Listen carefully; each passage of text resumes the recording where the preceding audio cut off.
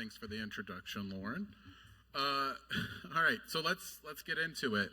By day, we are all looking at dashboards and tuning alerts and trying to find the signal and the noise of corporate networks. But today we're going to take those exact same enterprise detection engineering principles and apply them to something completely ridiculous. A 25-year-old medieval children's point-and-click simulator called Old School RuneScape. So what started as a weekend project because my director was telling me I needed to get familiar with AI because that was the future, quickly turned into a full-blown AI threat intel pipeline. And just to set expectations, over the last 39 days, this agent has closed 104 paper trades with a 61.5% win rate. Over the past 10 days, it's been a 97% win rate, so we've learned a lot. And a 561 million gold pieces GP, it's the currency of the game, and profit. We're going to walk through how we beat the Grand Exchange, the in-game player trading market, including the failures. All right, quick intro on me. I'm Chase Phelps. I work as a senior manager detection engineering, blah, blah, blah. Doesn't really describe what I do. My day job is leading a team that's responsible for detection, response automation, AI, ML, tooling, and whatever Lauren throws my way. I clean up. And we do it all for a very large scale SOC, Fortune 500 company. Same signal to noise problems most of you guys deal with every day. By night, I lift weights, I golf, I'm a dad, I'm a husband, but I also play a lot of RuneScape. I'm a group Ironman player, and you're wondering, anyone familiar is like, well, why do you care about the Grand Exchange? Because I have a main and a large clan, and it's fun to play and gamble. So PVM scaling, market flipping, that hobby is what started this whole project. I noticed that merchant clans manipulate prices on Reddit and YouTube, and I thought, that's just a threat actor with a different motive, right? Like, why don't I build a detection pipeline for it? That's the whole thesis of this talk. The same skills, it's a different loot table. Everything we do at work to catch adversaries on enterprise networks, I'm doing here to catch merchant clans on an in-game economy. To understand why the pipeline was necessary, you have to understand the environment. The OSRS economy is the Wild West. There's no SEC, no trading halts. It operates like an unregulated crypto exchange. You have highly coordinated groups of players, merchant clans, that operate like cartels.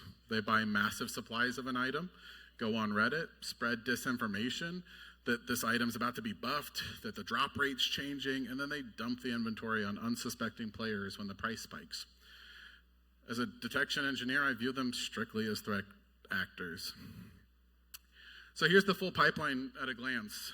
There's 5 intel sources flow into a 3-stage pipeline. Stage 1 is the math tripwire, pure pandas calculation using moving averages, RSI, and volume. There's no AI in this step. Step 2 is the ChromaDB vector database, holding both long-term roadmap context and short-term sentiment chatter. Stage 3 is the LLM. Quinn 3, 30 billion parameters running locally on my gaming rig, produces a strict JSON safety score of 1 to 10. If that score hits 7 or higher, the trade is logged in the paper trading engine, which has take profit, stop loss, hold timeouts, and a circuit breaker that suppresses underperforming triggers automatically. And then everything sends me a page directly to Discord. Here's the hardware and tech stack. AMD Ryzen with a 7900 XTX. It's got 24 gigs of VRAM, which is crucial because that's what allows me to run a 30 billion parameter model locally. Why local? 2 reasons. First, cost. If I was running up this 24/7 hitting OpenAI or Anthropic, my wife would kill me at the charge at the end of the day. Secondly, from a security perspective, true threat pipelines really shouldn't be sending off sensitive telemetry off-premise. Like, I know we have enterprise agreements with Anthropic or OpenAI that say they're not going to train on our data. I don't trust anyone, so they may be saying it, but who knows? So I'm running OLLAMA with Quinn 3, the ChromaDB for memory, and everything else is Discord webhooks. All right, generation 1, the hype trap. Let's talk about my first failure. It started off with, hey, if an item gets mentioned on Reddit 5 times, wake up the GPU and tell me what's happening. If you work in a SOC, you already know how that ended. Total alert fatigue. People on Reddit complain constantly. Trolls post garbage. I had plugged a fire hose of qualitative, unstructured data directly into my alerting engine. My Discord channel was screaming at me every 10 minutes about items that weren't actually moving in price. Classic example of alerting on noise instead of action. So to fix the noise, I flipped the architecture, and I learned you shouldn't use an LLM as your frontline scanner. It's very expensive computationally, and it's very easily distracted. So I pivoted to a value-driven detection. I brought in pandas to calculate rolling 30-day moving averages for the top 250 items. Hell yeah. Now the AI stays asleep. The script just runs the math. Only when the item mathematically crashes by 10% against this historical baseline does that tripwire fire. Reddit's no longer the tripwire, it's just enrichment context. Math detects the anomaly, AI investigates why. Once the math was fixed, I had to fix the brain. You guys probably know this interacting with LLMs, but they suffer from a positivity bias. They always want to tell you positive things. They're fine-tuned to be helpful and agreeable. If I fed it a terrible investment, it would go, hey, yeah, that's a 7 out of 10, just because it didn't want to tell me no and give me a negative answer. So I prompt engineered the model into being a highly skeptical capital preservation persona. It makes me sound like such a capitalist. I promise I'm not in real life. Strict hard-coded rubric where it defaults to a failing score unless data is undeniably positive. Locked into JSON-only output so that it can programmatically route. Thank you. So the hardest problem became the echo chamber. If a threat actor lies on Reddit and says an item is getting buff, the LLM reads it, treats it as fact. If the price changed, it was going to hallucinate a recommendation based on the lie. So to defeat this, I beat an asset inventory check. It was integrated into the official OSRS Media Wiki API. So before the AI generates its report, it pulls the factual developer data directly from the wiki. And for the gamers in the room, I'm sure you've looked up a game in the wiki and you've been like, oh, there's some interesting data. No, the OSRS wiki is unrivaled by anything out there. It's got it's crazy. They do so much to work it. So it's a true source of truth. So then I instructed the AI to cross-reference Reddit rumors against the factual baseline. If a rumor says X, but the wiki says Y, the AI flags the discrepancy as disinformation and kills the alert. Speaking of rumors, I heard a rumor you have to take a shot the first time you presented SecKC or ever, so cheers.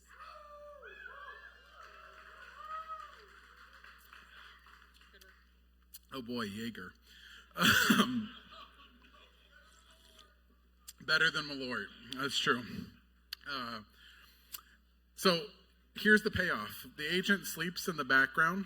It monitors the math, reads the chatter, checks the facts against the wiki, and only pages me when a mathematically sound fact-check opportunity arises. This is one of the biggest wins, a third-age longsword. The agent detected it at a 28.4% discount. The LLM verified the rarity through the wiki context, and it triggered a paper trade. 11 days later, it closed for a $57 million profit on one trade. So less than 20 seconds from crash detection to an actionable report in Discord. Now, I'll be transparent. This was not always working. The first iteration was bleeding gold. Down 9.5 million GP. I was buying every single safety score, 7 the LLM produced, with no defense against catching falling knives or buying into macro dumps. 5 specific changes turned it around. Number 1, the trigger circuit breaker. If a trigger type has a win rate below 35% across at least 5 trades, the agent auto suppresses it. It doesn't want to see it. It's how the moon trigger got blacklisted. Number 2, correlation guard. If 3 or more items from the same content set are crashing together, it's a macro event, not an individual opportunity. It blocks the entries. So bosses have the same loot drop raids. When they're heavily botted, all of those items drop rapidly and they drop together. It's not an item that we want to get in on. Number 3, stale trade timeout. Positions that drift sideways for 14 days auto close so the portfolio doesn't get stuck. We didn't want our profit getting tied up in items that weren't moving. Number 4, wiki caching. The same factual grounding for the LLM, but a fraction of the API calls. Websites really don't like when you're hitting them with the API all the time. They're not the biggest fans. Number 5, self-aware prompting. Every LLM decision now sees the agent's own historical win rate. The agent literally knows when it's been wrong before. And this is just detection engineering principles in action. We iterate on our detection rules based on outcomes. We tune what we don't need and bolster where we need. Gen 3. So I learned that Google really, really, really doesn't like you hitting YouTube's the site via bot. They really hate it. So I got hard blocked repeatedly. I had to pivot. Standard HTTP requests got instantly 403'd. RSS aggregator trust got me part of the way. Session hijacking via Firefox cookie jars worked for a little bit. The breakthrough was using YT-DLP to mimic YouTube's Android app Handshake over forced IPv4. So by impersonating a mobile device, the traffic looks like a generic smartphone checking its video feed. 99% extraction rate success. So.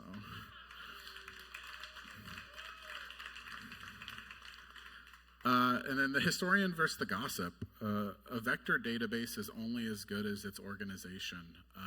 If you mix Reddit rumors with official dev blogs, the LLM gets confused. So I had to split the memory into 2 collections. Now when the agent sees a price spike, it searches the historian bank for official blog posts to validate whether the movement is justified or it's just a pump and dump. And then it looks at the gossip as, maybe this is true, let's fact check. So in a home lab, VRAM is precious. I'm a gamer. I was running this the whole time for 39 days, and it really sucks when all 24 gigs of my VRAM are gone immediately. My friends didn't like when I'd miss a Rocket League ball because this was running. So that's why, no other reason. I don't want my racing cycle searching through Reddit posts from 3 months ago. So I implemented a data retention policy. Anything older than 7 days gets nuked. Content deduplication via SHA-256 hashing prevents the same post from being indexed multiple times. Exponential backoff handles rate limiting gracefully. The result is a clean, fast pipeline that doesn't waste compute or get rate limited into the dirt. In Gen 4, we introduced weighted sentiment scoring. Every Intel snapshot carries a source tag, jagex, YouTube, or Reddit. A new function calculates both raw mention count and a weighted score. A single jagex mention scores 3, while a Reddit mention scores 1. Both values are passed to the LLM so it can distinguish between 3 Redditors are excited versus jagex officially confirms this update. Signal quality went up dramatically. Gen 4 also added permanent trade track history tracking. Every closed trade is logged in its own trigger type, entry price, exit price, profit percentage, and a timestamp. The agent calculates its own win rate. This data gets fed back into the LLM prompt as a performance history section. The agent then self-calibrates. Moon triggers were underperforming, so the circuit breaker auto-suppressed them. It's real machine-readable feedback driving the next decision. We also added a 6-period fast RSI alongside the standard 14-day. The shorter window catches momentum shifts faster. And then every night at 8 p.m., I get a daily digest sent directly to Discord that tells me where we stand, what's currently open, what's closed, what the win rates are for each type, realized and unrealized profit and losses. And so here's what 39 days of running this agent actually looks like. 561 million gold, which is approximately $400 US worth of gold, and realized profit across 104 closed trades. That's the headline. But the more interesting number is the per trigger breakdown. Crash triggers buying items that are mathematically oversold. The strategy has a 68% win rate. The moon trigger buying items that were already pumping with an RSI above 80 has a 0% win rate. 0. The agent circuit breaker now auto suppresses those because we don't want underperformers. So how does catching RuneScape merchants translate to what we do at our day jobs? First, retrieval augmented generation, RAG. I'm sure it's a hot word that everyone's hearing talk about. You can use this exact vector database setup to hold your internal incident response playbooks, your internal knowledge base, and then have a local LLM read messy network logs and summarize that incident based on your company's actual procedures. I'm sure you all have seen AI in your SIM or other things that don't have your context, and it goes something like, oh my gosh, there's a hacker, we should call the police. Why, it's not going to do a whole lot. Your own context adds so much value. Second was architectural discipline, math for alerting, AI for context. Don't use AI for your frontline alerting mechanism. This is the most important lesson I learned that I need to take to my day job, because it will cause alert fatigue failure. My SOC manager will call me in the middle of the night and want my head. Third, feedback-driven tuning. The agent watches its own performance and suppresses bad detection rules automatically. That's where the future is going. I see that in my career. Tuning and building detection rules will be heavily AI-focused in the next 3 years. Tuning will happen automatically. It's cool to see that it works in a small environment like this. Fourth is data privacy. We don't want to be sending all of our data off to these companies. We can keep that in-house, and you can run it on a lot smaller hardware than you think you do. I ran this at home on my gaming rig. The Mac studios are incredible at running local models. You can do this a lot cheaper than paying Anthropic or OpenAI hand and fist. Thank you. That's my talk. If there's any questions, I'll gladly take them.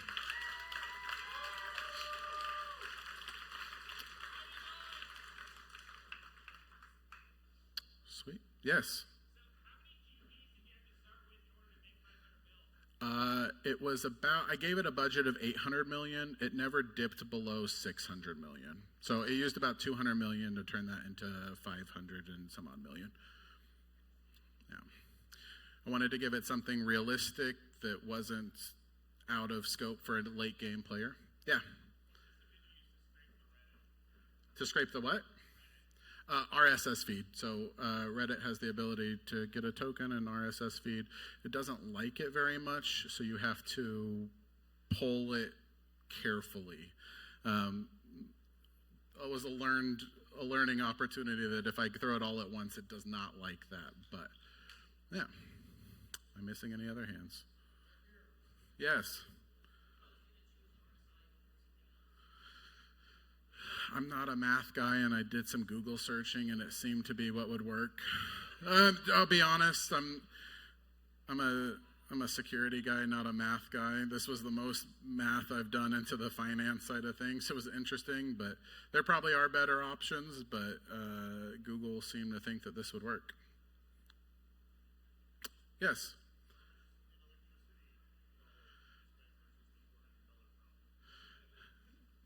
My electrical bill did not change, but I also leave my computer running all the time. So I don't think it was it didn't add a noticeable difference to my electrical bill. Actually, it's dropped the past few months, but I blame that. Yeah, for sure. That's what I do. My friends all restart theirs, and then they have to turn on and log in, and who's got time for that? Awesome, guys. Thank you so much. It was a pleasure to pop my cherry here in front of SecKC.